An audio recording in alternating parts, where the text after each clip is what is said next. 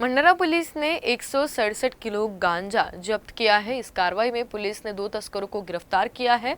ये दोनों आरोपी उड़ीसा से नासिक जा रहे थे। मंडरा पुलिस को जानकारी मिली थी कि उड़ीसा से एक्सयूवी कार में गांजा भरकर नासिक पहुंचाया जा रहा है।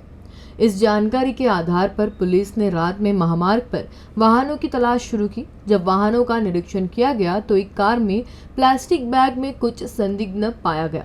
जब पुलिस ने उसे खोला तो उसमें से गांजा निकला। पुलिस ने तत्काल 167 किलो गांजा समेत एक्सयूवी कार को जब्त कर लिया। इस कार्रवाई में 2 आरोपियों को गिरफ्तार किया गया है।